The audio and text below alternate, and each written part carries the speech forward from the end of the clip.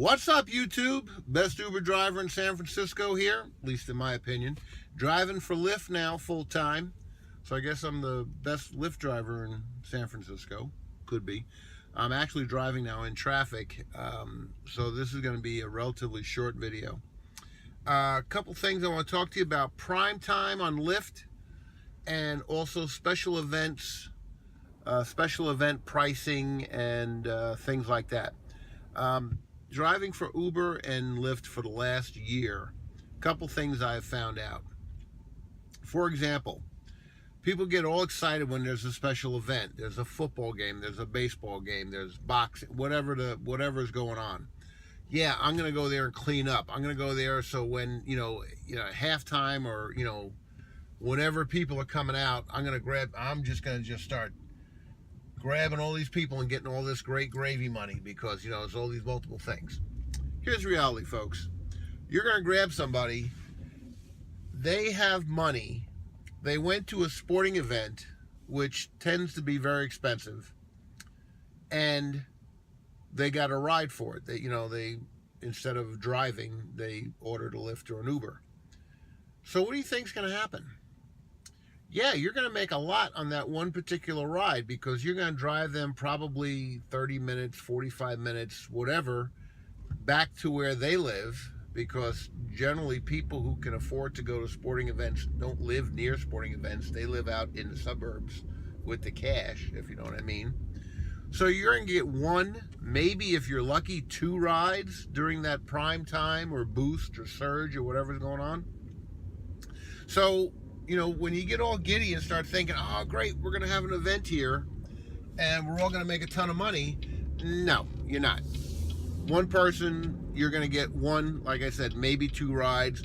You're not going to get 3 or 4 rides at this elevated rate. It's not going to happen. Second thing, talk about, and I just had a beep at somebody. She's sleeping at the light there. Worse than an Uber driver. Working downtown. And here's what happens when you're working downtown. All right, particularly now I work in the Bay Area market, so San Francisco gets incredibly busy.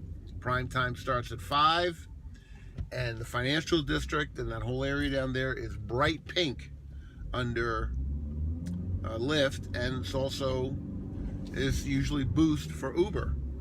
So, but what happens is you drive down there, the traffic is so heavy, this is what happens. You sit there, you get a request.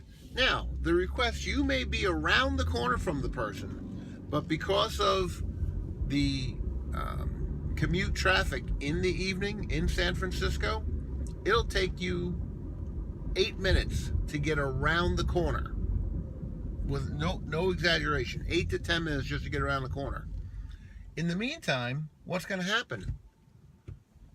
The person who requested you is going to cancel you out because they're going to say, hey, you're taking too long.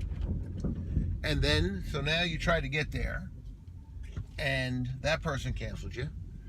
So now you're sitting there, and you've got another request, and guess what? Same thing happens.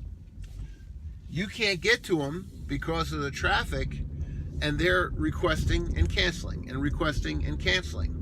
So what basically happens, now we just had this prime time, bright pink, 250% more, which is like a 2.5 time surge from, I'm translating Lyft into Uber. But you can't go pick up the client because the client doesn't have the patience to wait for you to get there, which is silly because they're standing in the middle of all that traffic and they're watching none of these cars move. So canceling and requesting for some magic Lyft or Uber to show up, I guess, out of the sky, I guess it's the helicopter Uber, to come down, pick them up out of the crowd and take them where they're going, it's not going to happen. So what you wind up doing is you wind up wasting your time in a traffic jam. By the same token, both Lyft and Uber, your time pays minimally. It's the mileage that you want. So if you get let's say you get a 10x surge on Uber and a 1,000% prime on Lyft. Basically the same thing. You pick that person up. If you're sitting in traffic while you're stuck bumper to bumper, that meter's not running. Your time meter's running, but your time meter doesn't go to surge or prime time. It's not 10x or 1,000 times, 1,000% higher. Only the mileage. So you go into these bumper to bumper situations, and then you wind up wasting your time, because if your car's not rolling, you're not making any money. All right? So that's all I want to share with you guys today. I'm shooting on the iPhone again, as you can probably tell. Got some interesting things with the new thing. I'm putting both the Uber and the Lyft referral codes on the banner. Please subscribe down there. Hit me back up. Let me know what you think. If you've got different experience, if you're one of those guys and you, coyote out here in Golden Gate Park. If you're one of those guys that can go to a sports event and get 2, 3, 4, 5 rides, hey, hit me up. Tell me. Let me know about it, because I want to know how you do it. Until then, I'm going to tell you, peace out, drive safe, Lyft and Uber on.